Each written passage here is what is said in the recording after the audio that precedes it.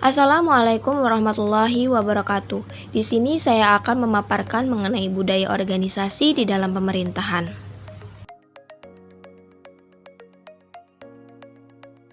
Sebelumnya perkenalkan, nama saya Siti Mariam, MPM 18004.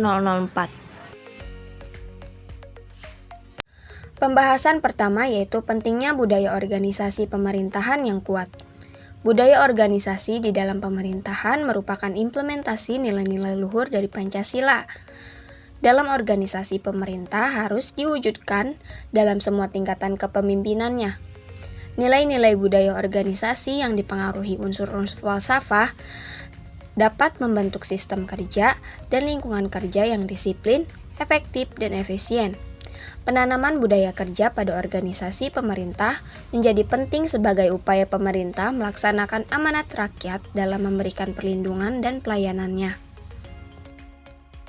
Selanjutnya yaitu kerja unggul, berprestasi, dan efisien.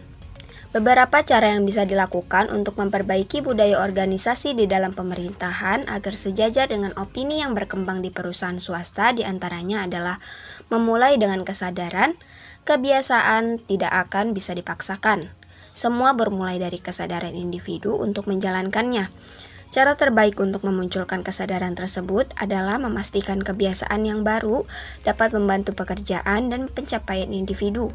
Sasaran pertama dari pengenalan kebiasaan baru adalah mereka yang mendukung dan terbuka pada perubahan.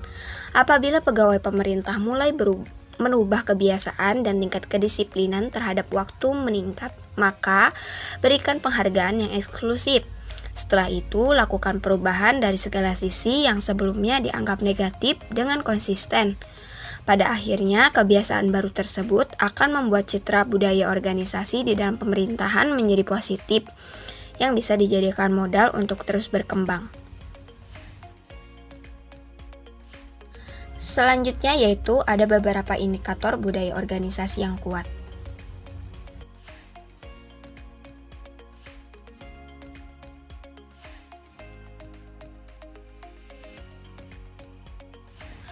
Budaya pemerintah yang seperti apa yang kurang dapat berjalan secara efektif dan efisien? Yang pertama yaitu budaya paternalisme, yaitu dominasi pemimpin. Yang kedua, budaya manajemen tertutup.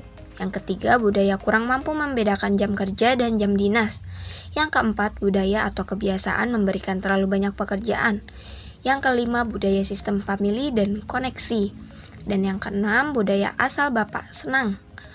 Terakhir yaitu budaya tidak senang diperiksa karena pemeriksaan cenderung bersifat mencari-cari kesalahan. Apa saja yang mempengaruhi keberhasilan perwujudan etika dalam organisasi pemerintah? Menurut Franz Magdi-Suseno SJ menyatakan bahwa ada 4 unsur utama yang mempengaruhi keberhasilan perwujudan etika dalam organisasi pemerintah. Yang pertama yaitu adanya etos kerja yang kuat. Yang kedua yaitu moralitas pribadi pegawai bersangkutan. Yang ketiga didukung oleh syarat-syarat sistematik. Dan yang keempat diarahkan oleh kepemimpinan yang bermutu. Selanjutnya yaitu budaya baru organisasi pemerintah melalui reformasi birokrasi yang terdiri dari langkah internal dan langkah eksternal. Selanjutnya yaitu ada budaya disiplin yang terdiri dari 3 macam. Yang pertama yaitu disiplin people, yaitu merupakan manusia yang diseleksi dan ditempatkan dengan baik. Yang kedua yaitu ada disiplin action, yaitu strategi yang diimplementasikan dengan benar. Yang ketiga yaitu disiplin tahu, yaitu mengikat pekerja bukan hanya dengan disiplin, melainkan budaya disiplin. Selanjutnya yaitu budaya belajar. Menurut Wahidin 2009 mengatakan bahwa budaya belajar dipandang sebagai model pengetahuan manusia mengenai belajar yang digunakan oleh individu atau kelompok sosial untuk menafsirkan benda, tindakan, dan emosi dalam lingkungannya.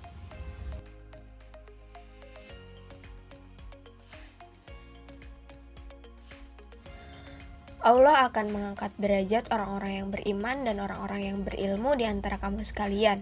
Quran Surat Al-Mujadilah ayat 11. Sekian pemaparan dari saya, kurang lebihnya mohon maaf. Terima kasih. Wassalamualaikum warahmatullahi wabarakatuh.